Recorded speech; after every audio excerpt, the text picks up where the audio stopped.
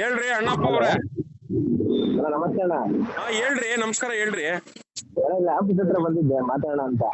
ನಾನು ಇಲ್ಲಿ ಇವ್ರು ಯಾರೋ ಪಾಂಡುರಂಗ ಅಂತ ಹೇಳಿ ನಮ್ ಸಂಘಟನೆಯಲ್ಲಿ ಇರೋ ಮೆಂಬರೇ.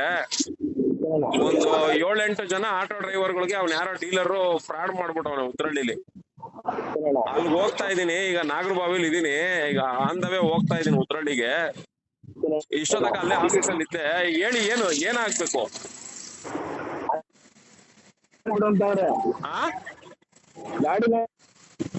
ಅದೇ ವಾಯ್ಸ್ ಬ್ರೇಕ್ ಬರ್ತೈತೆ.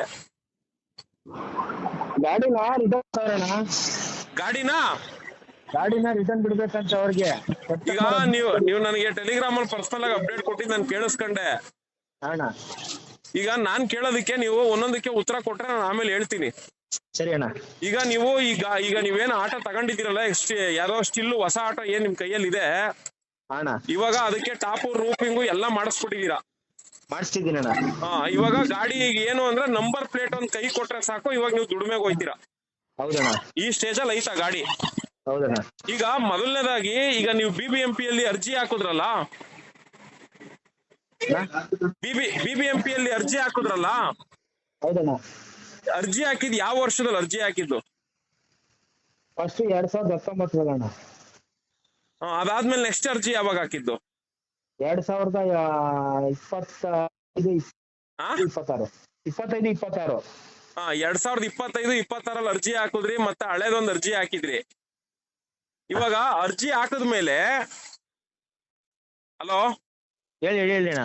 ಅರ್ಜಿ ಹಾಕದ್ಮೇಲೆ ನಿಮ್ಗೆ BBMP ಕಡೆಯಿಂದ ನಿಮ್ಗೆ ಗಾಡಿ ಅಲರ್ಟ್ ಆಗಿದೆ ಅಂತ ಏನು ಮಾಹಿತಿನೇ ಬಂದಿಲ್ವಾ ಅಣ್ಣ? ಹಲೋ 2020 ಮಾಹಿತಿ ಬಂತಣ್ಣ. ಏನಂತ ಮಾಹಿತಿ ಬಂತು? ಅದ್ ಲೆಟರ್ ಕೊಟ್ಟಿದ್ದಾರೆ 2020 ನಿಮ್ಗೆ ಗಾಡಿ ಇದಾಗಿದೆ ಅಂತ. ಶೋರೂಮ್ ಅಲ್ಲಿ ಕೇಳೋದಕ್ಕೆ ನಿಮ್ಗೆ ಇನ್ನ ಸಬ್ಸಿಡಿ ಅಮೌಂಟ್ ಬಂದಿಲ್ಲ, ಅಮೌಂಟ್ ಬಂದಿಲ್ಲ ಅಂತ ಹೇಳಿದ್ರು. ಈಗ ಒಂದ್ ನಿಮಿಷ ಇರಪ್ಪ, ನೀನ್ ಹಾಕಿರೋದು 2 ಅರ್ಜಿ.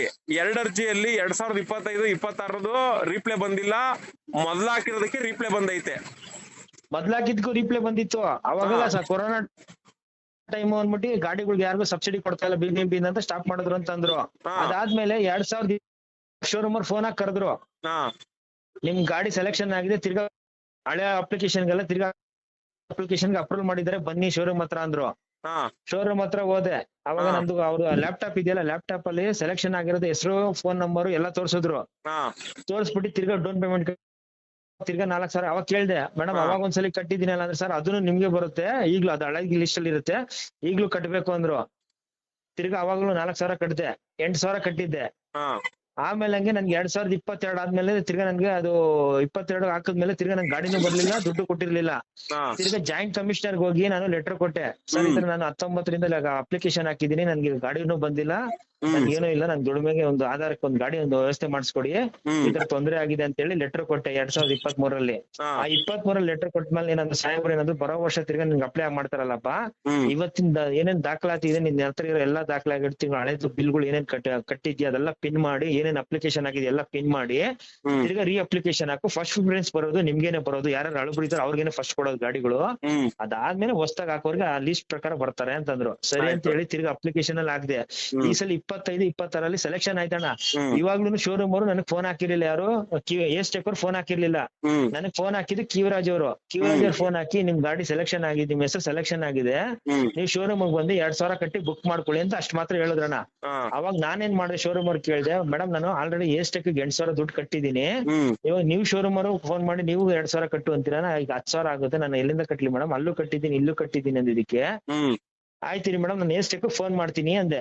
ಎಸ್ಟೆಕ್ ಫೋನ್ ಮಾಡಿದ್ಮೇಲೆ ಏನಾದ್ರು, ನೀವು ಅಲ್ಲೋಗ್ಬಿಡಿ, ನೀವು ನಮ್ ಕಸ್ಟಮರ್, ನೀವು ಅಲ್ಲೇನಕ್ಕೆ ಹೋಗ್ತೀರಾ, ನೀವು ಬನ್ನಿ ಅಂತ ಹೇಳಿ ತಿರ್ಗಾ ಮಾರನೇ ದಿವಸ ಬೆಳಿಗ್ಗೆ ಕರೆದ್ರಣ. Aadhaar card, PAN card, DL 2 photo, bank details ಎಲ್ಲ ತಗೊಂಡ್ ಬನ್ನಿ ಅಂದ್ರು. ಎಲ್ಲ ತಗೊಂಡೋಗ್ ಕೊಟ್ಟೆ ಅಣ್ಣ. ಪಕ್ಕದಲ್ಲಿ ಕುತ್ಕೊಳ್ಳಿ, ಲೋನ್ ಅಪ್ರೂವಲ್ ಆಗುತ್ತೆ ಚೆಕ್ ಮಾಡಿ ಅಂದ್ರು. ಅವಾಗ ಲೋನ್ ಎಲ್ಲ ಹಾಕ್ಸಿದ ತಕ್ಷಣ ಏನಾಯ್ತು, 1,85,000 ಲೋನ್ ಸ್ಯಾಂಕ್ಷನ್ ಆಯ್ತಣ್ಣ. ಈ ಲೋನ್ ಮಾಡಿಸ್ಕೊಟ್ಟವ್ರು ಇವ್ರು ಎಸ್ಟೆಕ್ ಅವ್ರೆ. ಫಸ್ಟ್ ಅವ್ರೇನಂದ್ರು, ಲೋನ್ ಸ್ಯಾಂಕ್ಷನ್ ಆಗುತ್ತೆ, ಎಷ್ಟು ಸ್ಯಾಂಕ್ಷನ್ ಆಗುತ್ತೆ ನೋಡಿ ಅಂದ್ರು. ಅವಾಗ 1,85,000 ಆಯ್ತಣ್ಣ. ಆಮೇಲೆ ಹಂಗ ಆಯ್ತು ಮೇಡಮ್, 1,85,000 ಅಪ್ರೂವಲ್ ಬಂದಿದೆ ಮೇಡಮ್ ಅಂದೆ. ಆಮೇಲೆ ಹಂಗೆ ಎಷ್ಟ್ ಕಟ್ತೀರಾ ಡೌನ್ ಪೇಮೆಂಟ್ ಅಂದೆ. ಮೇಡಮ್ ಇವಾಗ 2,65,200 ರೂಪಾಯಿ ತಣ ಅವತ್ತಿನ ರೇಟು ನನ್ ಗಾಡಿಗೆ. ಅವಾಗ ನಾನು ಅಂದೆ, ಮೇಡಮ್ 65,000 ಲೋನ್ ಆಗಿದೆ, 80,000 ಸಬ್ಸಿಡಿ ಬರುತ್ತೆ, 2,60,000 ನಾನ್ 8,000 ನಿಮ್ಗೆ ಕಟ್ಟಿದೀನಿ, 2,70,000 ಹ್ಮ್ ಮತ್ತೇನಕ್ಕೆ ಮೇಡಮ್ ನಾನು ಡೌನ್ ಪೇಮೆಂಟ್ ಕಟ್ಬೇಕು? 2,65,000 ಅಂದ್ರೆ ಇಲ್ಲ 50,000 ಡೌನ್ ಪೇಮೆಂಟ್.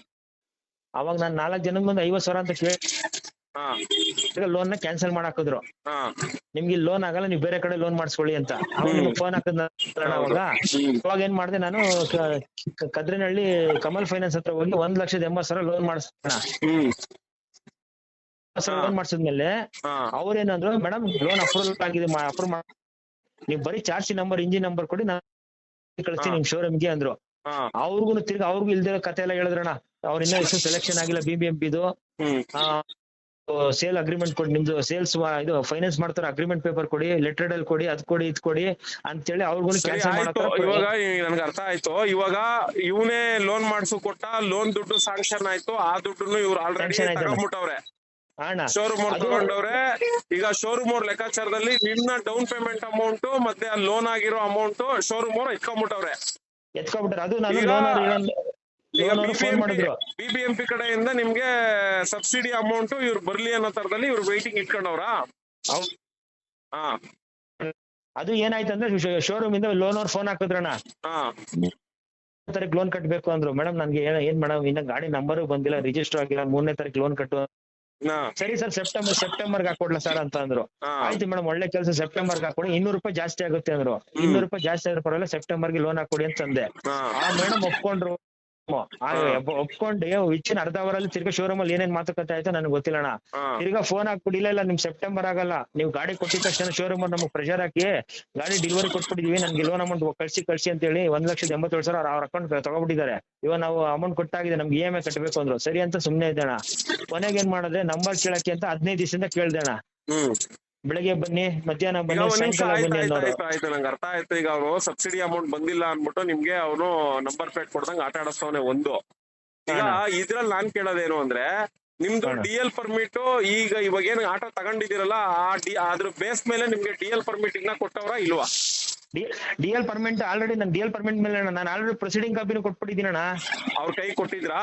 ಅವ್ರ ಕೈಗೆ ಆಲ್ರೆಡಿ. ಅದನ್ನು ಏನಂದ್ರು, ಅವ್ರು ಫಸ್ಟ್ ಏನಂದ್ರು, ನಿಮ್ ಹೆಸರಲ್ಲಿ ಪರ್ಮನೆಂಟ್ ಇದೆಯಲ್ವ ವರ್ಷ ಚೆಕ್ ಮಾಡ್ಬಿಟ್ಟು ನಂಗೊಂದು ಪ್ರೊಸೀಡಿಂಗ್ ಕಾಪಿ ತಂದ್ಕೊಡಿ ಅಂದ್ರು. ನಾನೇ ಹೋಗಿ ಅಲ್ಲಿ 50 ರೂಪಾಯಿ ಕೊಟ್ಬಿಟ್ಟು ಪೇಪರ್ ತಗೊಂಡು ಅಪ್ಲೈ ಮಾಡ್ಬಿಟ್ಟು ಬಂದಿದ್ದೀನಣ್ಣ. ಪ್ರೊಸೀಡಿಂಗ್ ಕಾಪಿನೂ ಬಂದೈತಣ್ಣ. ಅದನ್ನು ಆಲ್ರೆಡಿ ಅವ್ರ ಕೈ ಕೊಟ್ಟಾಗೋಗೈತೆ. ಇವಾಗ FC ಹಾಕಿ ಗಾಡಿ ನಂಬರ್ ಬಂತು ಅಂದ್ರೆ ಆಮೇಲೆ ಪರ್ಮಿಟ್ ಹಾಕ್ಸ್ಕೊಂತೀರಾ? ಹ್ಞೂನಣ್ಣ. ಈಗ ನಾನು ಹೇಳೋದ್ನ ಕೇಳಿಸ್ಕೊಳ್ಳಿ ಅಣ್ಣ. ಸೇಮ್ ಇವಾಗ ಏನ್ ನೀವೇನ್ ಹೇಳ್ತಿದ್ದೀರಾ, ಸಂಘಟನೆ ಗ್ರೂಪ್ ಅಲ್ಲಿ ಒಬ್ರು ಅವರು ಇದೇ ತರ BBMP ಅಲ್ಲಿ ಆಟೋಗೆ ಅಪ್ಲಿಕೇಶನ್ ಎಲ್ಲ ಹಾಕಿ ಸೇಮ್ ನಿಂತರನೇ ಎಲ್ಲ ಕತೆ ಆಗೈತೆ. ಈಗ ಅವ್ರಿಗೆ ನಂಬರ್ ಪ್ಲೇಟ್ ಕೊಡ್ದಂಗೆ ಅವ್ರಿಗೂ ಸತಾಯಿಸ್ತವ್ರೆ. ನಾನೇನ್ ಹೇಳಿದೀನಿ, ನೋಡಪ್ಪ ನಾನು ಈ ವಿಚಾರವಾಗಿ ಈಗ ಸದ್ಯಕ್ಕೆ ಎಂಟ್ರಿ ಕೊಡಕ್ ಹೋಗಲ್ಲ. ಈಗ ನಾನು ಎಂಟ್ರಿ ಕೊಟ್ಟೆ ಅಂದ್ರೆ ಅವರು ನಿಮ್ಗೆ ಇನ್ನೇನ್ ಮುಂದೆ ಆಗ್ಬೇಕಾಗಿರುತ್ತೆ ಕೆಲಸ, ಅದನ್ನ ಅವ್ರೇನು ಮಾಡ್ಕೊಡಲ್ಲ ಅಣ್ಣ. ಇಲ್ಲ, ಈಗ ಅವ್ರಿಗೆ ನಿನ್ನೆ ಭಯ ಬಂದ್ಬಿಡ್ತಾನ. 15 ದಿವಸದಿಂದ ನಾನು ಫೋನ್ ಮಾಡಿದ್ರೆ ಫೋನ್ ಎತ್ತಿರ್ಲಿಲ್ಲ. ಯಾವಾಗ ನಾನು ಕಮಿಷನರ್ ಗೂಗಲ್ ಅಲ್ಲಿ ಸರ್ಚ್ ಮಾಡಿ ಮಹೇಶ್ ರಾವ್ ಸರ್ ಇದಾರಲ್ಲ ಬೆಂಗಳೂರಿಗೆ ಕಮಿಷನರ್, ಅವ್ರ ನಂಬರ್ ಫೋನ್ ಮಾಡಿ ಅವರ PA ಒಬ್ರು ಇದಾರೆ, ಗುರು ಶಾಂತಿ ಸರ್ ಅಂತ, ಅವ್ರ ನಂಬರ್ ಕರೆದಿ ಅವ್ರ ಏನ್ ಮಾಡೋದು, ಶನಿವಾರ ಮಾತಾಡಿದಕ್ಕೆ ನೀನ್ ಆಫೀಸ್ ಹತ್ರ ಪಾಪ ಅಂತ ಅಂದ್ರು. ನಿನ್ ಹತ್ರ ಏನೇನ್ ದಾಖಲಾತಿ ಇದೆ ತಗೊಂಬ ಅಂದ್ರು. ಆ ದಾಖಲಾತಿ ತಗೊಂಡ್ಮೇಲೆ ಅವ್ರೇನ್ ಮಾಡಿದ್ರು, ವೆಲ್ಫೇರ್ ಅಸೋಸಿಯೇಷನ್ ಕಮಿಷನರ್ ಮುರಳೀಧರ್ ಸರ್ಗೆ ಫೋನ್ ಮಾಡಿದ್ರು ಅವ್ರ ಕಡೆಯವ್ರಿಗೆ. ಆ ಅಮ್ಮ ಯಾರ್ರಿ ಅವ್ರು ಹಿಂಗ್ ಸತಾಯಿಸ್ತಾ ಇದಾರೆ, ಆಟೋ ರಿಕ್ಷಾ ಡ್ರೈವರ್ಗಳಿಗೆಲ್ಲ ಗೌರ್ಮೆಂಟ್ ನಿಂದ ಕೊಡೋ ದುಡ್ಡಿಗೆ ಇವ್ರು ಏನಕ್ಕೆ ಸತಾಯಿಸ್ತಾ ಇದಾರೆ. First of all CM meeting ಮಾಡಿದ್ರೆ ಇವ್ರು ಹಿಂಗ್ ಗಾಡಿಗಳು ಡೆಲಿವರಿ ಕೊಟ್ಟಿದ್ದಾರೆ ಬೋಗಸ್ ಮಾಡಿ, ಇದೆಲ್ಲ ಬೋಗಸ್ ಮಾಡಿರೋದು. ದುಡ್ಡು ತಗೊಂಡು ಡ್ರೈವರ್ಗಳಿಗೆ ಗಾಡಿ ಕೊಡಂಗಿಲ್ಲ, ಗೌರ್ಮೆಂಟ್ ಇಂದ ಸಬ್ಸಿಡಿ ಬಂದು ಫಂಕ್ಷನ್ ಆದ್ಮೇಲೆ ಗಾಡಿ ಕೊಡ್ಬೇಕು. ಡ್ರೈವರ್ಗಳಿಗೆ ಯಾವ್ದನ್ನು ಕರೆಕ್ಟ್ ಆಗಿ ತಿಳುವಳಿಕೆ ಹೇಳ್ದೇನೆ ಇವರು ಮೋಸ ಮಾಡಿ ದುಡ್ಡಿಸ್ಕೊಂಡು ಗಾಡಿಗಳು ಕೊಟ್ಟು ಇವ್ರು ಬ್ಲಾಕ್ ಅಲ್ಲಿ ಮಾಡ್ತಾ ಇದಾರೆ. ಆ ಅಮ್ಮ ಯಾರು ತೊಂದರೆ ಕೊಟ್ಟಿರೋ ಅವ್ರನ್ನ ಕಮಿಷನರ್ ಕರಿತಾ ಇದ್ರೆ ಬರ್ಬೇಕು ಅಂತ ಹೇಳಿ ಕಳ್ಸಿದ್ರಣ್ಣ. ಅವಾಗ ಏನ್ ಮಾಡಿದ್ರು, ಅವ್ರ ಶೋರೂಮ್ ಇಂದ 4 ಜನ ಬಂದ್ರಣ್ಣ. ಎಲ್ಲಿ ಹೆಡ್ ಆಫೀಸ್ ಇಲ್ಲಿ ಕಾರ್ಪೊರೇಷನ್ ಸರ್ಕಲ್ಗೆ. ಅಲ್ಲಿ ಈಚೆ ನಿಂತಿದ್ರೆ ಬನ್ನಿ ನಿಮ್ ಹತ್ರ ಏನೋ ಮಾತಾಡ್ಬೇಕು, ಸೈಡಿಗೆ ಬನ್ನಿ ಅಂದ್ರು. ಸರ್ ನೋಡಿ, ನಾನು ಇಲ್ಲಿವರೆಗೂ ತಾಳ್ಮೆಯಿಂದ ಬಂದು ನಿಮ್ಗೆ ಫೋನ್ ಮಾಡಿದೆ, 15 ದಿವಸದಿಂದ ಫೋನ್ ಎತ್ತಿಲ್ಲ. ನಿಮ್ಮ ಕಂಪನಿಗೆ ನಮ್ಮ ಮನೆಯವರು ಮೇಲೂ ಮಾಡಿದ್ದಾರೆ, ಆ ಮೇಲ್ಗೂ ರೀಪ್ಲೈ ಮಾಡಿಲ್ಲ ನೀವು. ಇವಾಗ ಇಲ್ಲಿ ಕಮಿಷನರ್ ಫೋನ್ ಹಾಕಿ ನಿಮ್ಮ ಮೇಲೆ ಕಂಪ್ಲೇಂಟ್ ರೈಸ್ ಆಗಿದ ತಕ್ಷಣ ಇದ್ರಲ್ಲ ಸಾಹೇಬ್ರ ಹತ್ರ ಬಂದು ಸಾಹೇಬ್ರ ಮಾಡ್ತಾರೆ, ಬನ್ನಿ ಒಳಗಡೆ ಅಂದೆ. ಅವಾಗ ಹೇಳ್ತಾರೆ, ನಾವ್ 1 ರೂಪಾಯಿ ದುಡ್ಡು ಕೇಳಲಿಲ್ಲ, ನಾವ್ BBMP ಯಾವ್ದು ಒಂದು ಗಾಡಿನೂ ಕೊಟ್ಟಿಲ್ಲ, ಒಂದೇ ಒಂದ್ ಗಾಡಿನೂ ಕೊಟ್ಟಿಲ್ಲ ಸರ್. ಬೈ ಮಿಸ್ ಆಗಿ ಇವ್ರಿಗೆ ಒಂದೇ ಒಂದ್ ಗಾಡಿ ಕೊಟ್ಟಿದೀವಿ, ಮಕ್ಳನ್ನ ಕರ್ಕೊಂಡ್ ಬರೋರು. ನಾವ್ ಆ ಸಿಂಪತಿಗೆ ಒಂದ್ ಗಾಡಿ ಕೊಟ್ಟಿದೀವಿ, ನಾವ್ 50,000 ದುಡ್ಡು ಕೇಳಲಿಲ್ಲ, ಏನು ಕೇಳಲಿಲ್ಲ. ಇವರೆಲ್ಲ ಬರೀ ಸುಳ್ಳು ಹೇಳ್ತಾ ಇದಾರೆ, ಇವರೆಲ್ಲಾ ಕಡೆನೂ ತೊಂದ್ರೆ ಕೊಟ್ಕೊಂಡ್ ಬಂದಿದ್ದಾರೆ ಇವರು. ನಾವ್ ದುಡ್ಡು ವಾಪಸ್ ಕೊಡ್ತೀವಿ ಅಂದು ಇವ್ರು ದುಡ್ಡು ತಗೊಳ್ಳಿಲ್ಲ. ಆಗ ಹಂಗೆ ಹೆಂಗೆ ಅಂತ ಬರೀ ನನ್ ಮೇಲೆ ಸುಳ್ಳು ಹೇಳಿದ್ರಣ್ಣ. ನಾನು ಇರೋದೆಲ್ಲ ಹೇಳ್ದೆ. ಆ ಸಾಹೇಬ್ರು ಒಂದೇ ಮಾತು ಕೇಳಿದ್ರು, ನೀವೆಷ್ಟೇ ಏನೇ ಹೇಳಿದ್ರು ನಿಮ್ ಮೇಲೆ ತಪ್ಪಿದೆ, ನೀವು ಮಾಡಿರೋ ಫ್ರಾಡ್ ಕೆಲಸ. ಫಸ್ಟ್ ಆಫ್ ಆಲ್ 2020 ನೀವು ದುಡ್ಡು ಕಟ್ಟಿಸ್ಕೊಂಡು ಗಾಡಿ ಕೊಟ್ಟಿಲ್ಲ.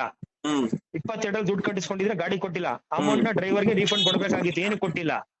ಅದು ಓಕೆ. ಇಷ್ಟೆಲ್ಲ ಫ್ರಾಡ್ ಆಗಿ ಇಷ್ಟೆಲ್ಲ ದುಡ್ಡು ಕಟ್ಟಿಸ್ಕೊಂಡ್ಮೇಲೂ ತಿರ್ಗಾ ಈಗ 2 ಸಲ ಏನು ದುಡ್ಡು ಕಟ್ಟಿಸ್ಕೊಂಡಿದ್ರೆ 12,000 ಒಂದು 10,000 ಒಂದು ಗಾಡಿನೇ ಇನ್ನ ಕೊಡಲ್ಲ ಅಂತ ಕನ್ಫರ್ಮ್ ಆದ್ಮೇಲೆ ನೀವ್ ಏನಕ್ಕೆ ದುಡ್ಡು ಕಟ್ಟಿಸ್ಕೊಂಡ್ರಿ?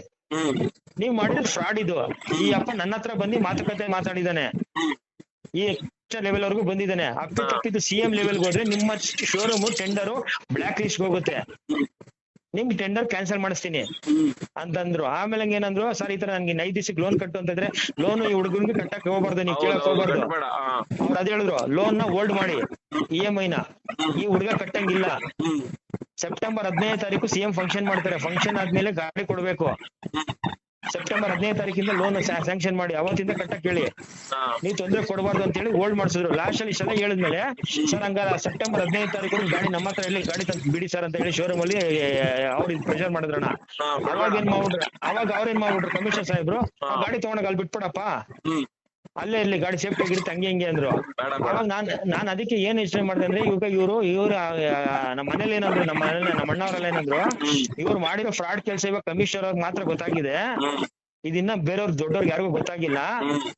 ಈಚೆ ಬಂತು ಅಂದ್ರೆ ಇದನ್ನ ತನಿಖೆಗೆ ಹಾಕ್ತಾರೆ, ಶೋರೂಮ್ ತನಿಖೆಗೆ ಹಾಕ್ತಾರೆ. ಎಷ್ಟು BBMP ಗಾಡಿ ಈಚೆ ಹೋಗಿದೆ, CM ಫಂಕ್ಷನ್ ಆಗ್ದೇನೆ CM ಕೌನ್ಸಿಲರ್ MLA ಮಿನಿಸ್ಟ್ರು ಇದಕ್ಕೆ ಸಂಬಂಧಪಟ್ಟ MP ಗಿಂಪಿ ಯಾರೇ ಇದ್ರು ಯಾವ ಫಂಕ್ಷನ್ ಮಾಡಿದ್ರೆ ಇವ್ರು ಕೊಟ್ಟಿರೋದೇ ಬೋಗಸ್ ಅಲ್ಲಿ ಗಾಡಿಗಳು ಎಲ್ಲರಿಗೂ ಡ್ರೈವರ್ಗೆ. ತನಿಖೆಗೆ ಆಗ್ತಾ ಇವ್ರು ಸಿಗಾಕೊಂತಾರ ಅನ್ನೋದಕ್ಕೋಸ್ಕರ ಸೈಲೆಂಟ್ ಆಗಿ ನಿನ್ನ ಗಾಡಿ ಒಳಗಡೆ ಕರ್ಸ್ಕೊಂತವ್ರೆ. ಗಾಡಿ ಬಿಡಕ್ ಹೋಗ್ಬೇಡ, ಯಾರ ತಿಳುವಳಿಕೆ ಹತ್ರ ಮಾತಾಡ್ಬಿಟ್ಟು ಇರ್ಬೇಡ. ಅವಾಗ ನಾನು ಯಾವ್ದೇ ಕಾರಣಕ್ಕೂ ಬಿಡ್ಬೇಡ, ಗಾಡಿ ನಿನ್ನ ಹತ್ರನೇ ಇಟ್ಕೋ. ಸರಿ ಅಣ್ಣ. ಈಗ ಇದು ಆಡಿಯೋ ಕ್ಲಿಪ್ ನ Facebook ಅಲ್ಲಿ ಎಡಿಟಿಂಗ್ ಮಾಡಿಸಿ ಹಾಕಿಸ್ತೀನಿ. ಸರಿ ಅಣ್ಣ. ಇವರು ಬರೀ ನೀನ್ ಒಬ್ಬನಿಗೆ ಅಲ್ಲಿ ಹೇಳಿದ ಏನಂತ ಬಂದು ಕಮಿಷನರ್ ಹತ್ರ ಕೊಟ್ಟವ್ರೆ, ಇವ್ರು ಒಬ್ರಿಗೆ ಕೊಟ್ಟಿರೋದು ಅಂತ ಹೇಳೋರು.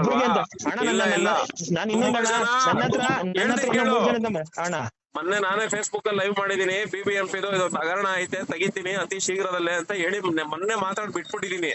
ಸರಿ ಅಣ್ಣ. ಅದು ಇದೇ ಉದ್ದೇಶಕ್ಕೆ ಅಂತಾನೆ ನಾನು ವೈಟಿಂಗ್ ಅಲ್ಲಿ ಇದ್ದೆ. ಇವಾಗ ಇನ್ನೂ ಒಂದಷ್ಟು ಕ್ಲೂ ಕೊಟ್ಟಿರೋದ್ರಿಂದ ಇದನ್ನ ಆಡಿಯೋನ ಎಡಿಟ್ ಮಾಡಿ FB ಹಾಕಿಸ್ತೀನಿ. ಇನ್ನೊಂದ್ ವಿಷಯ ಅಣ್ಣ, ನನ್ನ ಹತ್ರನೇ ಇನ್ನೊಬ್ರದ್ದು ನಂಬರ್ ಇದೆ, ನನ್ ಮುಂದೆ ಗಾಡಿ ಕೊಟ್ಟಿರೋರ್ದು ನಂಬರ್ ಇದೆ. ಅಂದ್ರೆ ರೀ ನೀವ್ ಬಂದಿರೋದು ನಿಮ್ ವಿಷಯ ಮಾತ್ರ ಮಾತಾಡಿ, ಬೇರೆಯವ್ರದೆಲ್ಲ ಏನಕ್ಕೆ ಮಾತಾಡ್ತೀರಾ ಅಂತ ನನ್ ಜೋರಾಗಿ ಮಾತಾಡ್ತಾರಣ್ಣ ಅಲ್ಲಿ. ಆಯ್ತಾಯ್ತು ಮಾತಾಡ್ಲಿ. ಇವಾಗ ಯಾವ್ದೇ ಕಾರಣಕ್ಕೂ ಗಾಡಿ ಕೊಡ್ಬೇಡಿ. ಸರಿ ಅಣ್ಣ. ಗಾಡಿ ತಂದು ಬಿಡ್ಬೇಕು ಅಂದ್ರೆ ನೋಡಪ್ಪ, ನಮ್ ಸಂಘಟನೆ ಅಧ್ಯಕ್ಷ ಸೋಮಣ್ಣ ಅಂತ, ಅವ್ರೇನಾದ್ರು ಬಿಡು ಅಂದ್ರೆ ನಾನು ಬಿಡಕ್ ರೆಡಿ ಇದೀನಿ ಅಂತ ಯಾರ್ ಕೇಳಿದ್ರು ಅವ್ರಿಗೆ ಹಂಗೆ ಹೇಳಿ. ಸರಿ ಅಣ್ಣ. ಮತ್ತೆ ಇವ್ರ ಹತ್ರನು ಹೇಳ್ದೆ ಅಣ್ಣ, CM ಸೆಕ್ರೆಟರಿ ಇದಾರಲ್ಲ ಅಣ್ಣ, ಶಾಲಿನಿ ರಜನೀಶ್ ಮೇಡಮ್, ಆ ಮೇಡಮ್ಗೂ ಈಗ ಫೋನ್ ಮಾಡಿದ್ದೆ ಅಣ್ಣ. ಅವರು ಡೆಲ್ಲಿಲಿ ಇದಾರಂತೆ. ಅವರ PA ನ ಯಾರೋ ಎತ್ಕೊಂಡು ಹೇಳಿದ್ರು, ಇದು ಮಾಡಿರೋ ತೊಂದ್ರೆ ಇದ್ರೆ ನಿಮ್ಮ ಹತ್ರ ಏನೇನ್ ದಾಖಲಾತಿ ಇದೆ PDF ಫಾರ್ಮೇಟ್ ಮಾಡಿ ಮೇಲ್ ಮಾಡಿ ಇಮಿಡಿಯೇಟ್ ಆಗಿ ಆಕ್ಷನ್ ತಗೊಂತಾರೆ ಮೇಡಮ್. ಮಾಡಿ ಹಗರಣ ಇರೋದು, ಯಾಕಂದ್ರೆ ಮೇಡಮ್ ಸಿಗಲ್ಲ, ಅವ್ರ ಅಪಾಯಿಂಟ್ಮೆಂಟ್ ತಗೋಬೇಕು. ಮಾಡಿ ನಾನು ಒಂದೆರಡು TV ಚಾನಲ್ ಇದ್ರ ಮಾಹಿತಿ ಬಗ್ಗೆ ಕೊಡ್ತೀನಿ. ಸರಿ ಅಣ್ಣ. ಗಾಡಿ ಬಿಡ್ಬೇಡ. ಸರಿ ಅಣ್ಣ. ಹಂಗಾರೆ ಯಾವನೇ ನೀನು ತೊಂದರೆ ಕೊಟ್ರು ಬಾರಪ್ಪ, ನಮ್ ಸಂಘಟನೆ ಆಫೀಸ್ ಐತೆ ಅಲ್ಲಿ ಬಂದು ಮಾತಾಡ್ರಿ ಅಂತ. ಸರಿ ಅಣ್ಣ. ಓಕೆ, ತುಂಬಾ ಥ್ಯಾಂಕ್ಸ್ ಅಣ್ಣ. ಓಕೆ.